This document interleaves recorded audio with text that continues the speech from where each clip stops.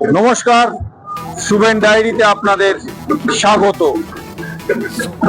এই বঙ্গের রাজনীতি, শুধু বঙ্গ কেন, ভারতবর্ষের রাজনীতি এখন যে জায়গায় চলে যাচ্ছে সেটাকে বলা উচিত সন্ত্রাসের রাজনীতি।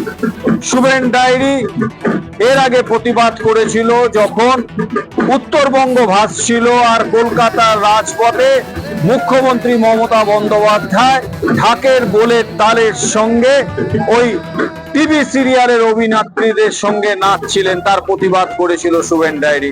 শুভেন ডায়েরি বলেছিল উত্তরবঙ্গ যখন কাঁদছে, পাহাড় যখন কাঁদছে, তখন কিন্তু এই পুজোর নামে কার্নিভালটা বন্ধ করা উচিত ছিল।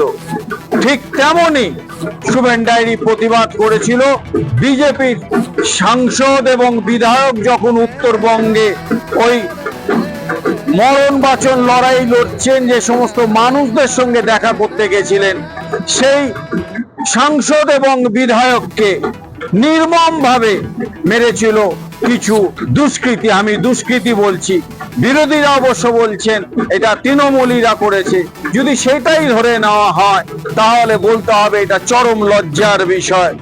একটা ত্রাণের কাজে গিয়ে একজন সাংসদ এবং একজন বিধায়ক যদি এরম ভাবে মার খেতে হয় রাজনীতি করতে, সে ত্রাণের কাজের জন্য তারা উত্তরবঙ্গে গিয়ে যেভাবে মার খেলেন সেটার প্রতিবাদ করতে হয়। একই সঙ্গে তাহলে প্রতিবাদ করতে হয় ত্রিপুরায় তৃণমূলের যে সদর কার্যালয় ছিল, সেই কার্যালয়টা ভাঙচুর করলো বিজেপি কর্মীরা এবং সেখানকার পুলিশ সেটা তাড়িয়ে উপভোগ করলেন, দেখলেন যে একটা রাজনৈতিক দলের কার্যালয় ভাঙচুর হচ্ছে, সেটা তারা উপভোগ করলেন। কারণ কি না, বঙ্গে বিজেপির সাংসদ এবং বিধায়ক তৃণমূলীদের হাতে আক্রান্ত হয়েছেন, তাই বদলা।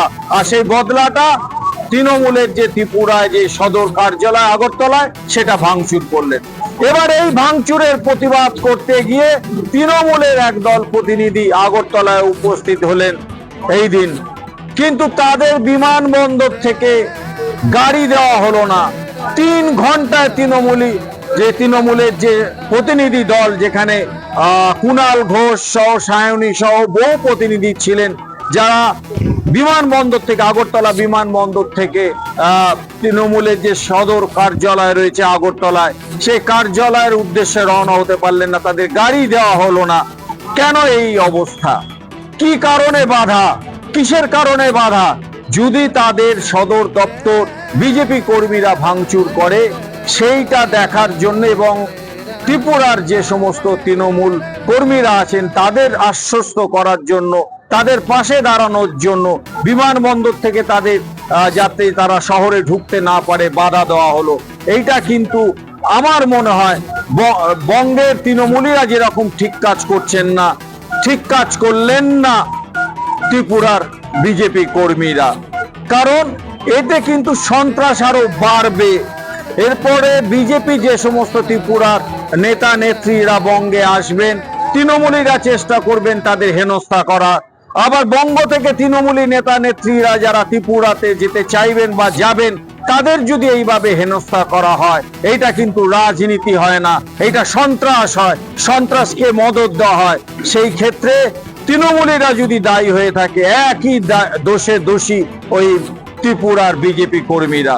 এখনো সময় আছেন, মানুষ এগুলো বরদাস্ত করছে না, মানুষ এগুলো পছন্দ করছে না, এই সন্ত্রাসের রাজনীতি। আশা করছি দুটো দলই সংযম হবে, সংযত হবে, একটা ভালো বার্তা দেবে।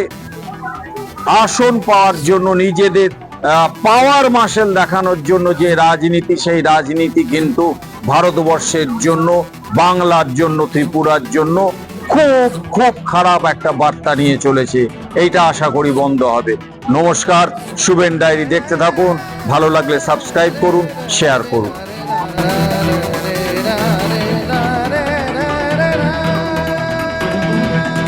Shuven diary, Shuven diary.